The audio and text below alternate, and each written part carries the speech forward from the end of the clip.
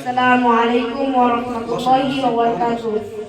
وعليكم السلام ورحمة الله وبركاته. إن الحمد لله نحمده ونستعينه ونستغفره ونؤمن به ونتوكل عليه.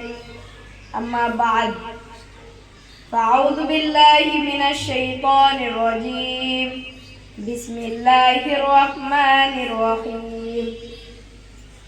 واستعينوا بالصبر والصلاة وإنها لكبيرة إلا على الخاشعين. قال رسول الله صلى الله عليه وسلم: مفتاح الجنة الصلاة. আলহামদুলিল্লাহ, সমস্ত প্রশংসা সেই মহান রব্বুল আলামিনের জন্য, যার অশেষ রহমতে আমি ইসমাইল স্বর্ণকার হাফিজিয়া মাদ্রাসার সাপ্তাহিক সেমিনারে কিছু কথা আলোচনা করার সুযোগ পেয়েছি। সেই জন্য আমি লাখো কোটি শুকরিয়া জ্ঞাপন করি। সকলেও বলি আলহামদুলিল্লাহ। শেষ নবী, প্রিয় নবী মুহাম্মদ সাল্লাল্লাহু আলাইহি ওয়াসাল্লামের উপর শতকোটি দুরূদ পেশ করি। সকলে বলি আল্লাহুম্মা সাল্লি আলাইহি আল্লাহুম্মা বারিক আলাইহি। আমার আজকের মূল কথা হলো সাহায্য প্রার্থনা করা এবং কিভাবে আমরা সবাই সাহায্য প্রার্থনা করব। আল্লাহ তাআলা সূরাতুল বাকারার 43 নম্বর আয়াতে বলেন, ওয়াস্তাঈনু বিস-সাবরি ওয়াস-সালাহ ওয়া ইন্নাহা লাকাবীরাতুন ইল্লা আলাল খাশিঈন।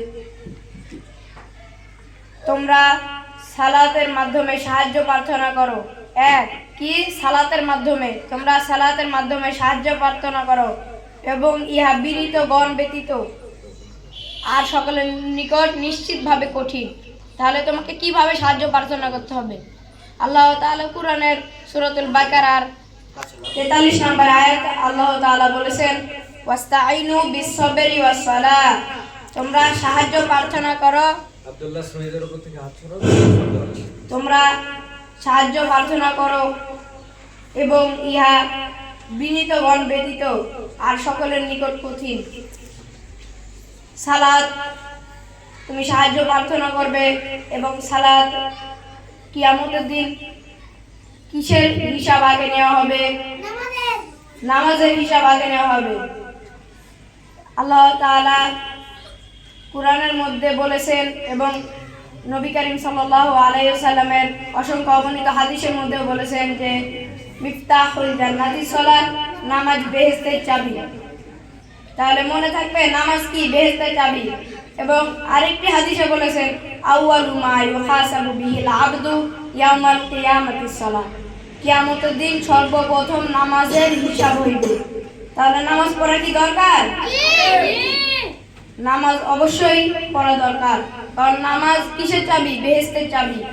সবাই মনে রাখবো তো ইনশাআল্লাহ। এই বলে আমার সংক্ষিপ্ত আলোচনা এখানেই বিরামলাম। আমা আলাইনা ইল্লাল বালাগ। আসসালামু আলাইকুম ওয়া রাহমাতুল্লাহ। ওয়া আলাইকুম আসসালাম ওয়া রাহমাতুল্লাহ। মাশাআল্লাহ। প্রস্তুতি ছাড়াই অন্য বিষয়ে আলোচনা করতে আমি ভাবছিলাম গত সপ্তাহে এটাই বলবে।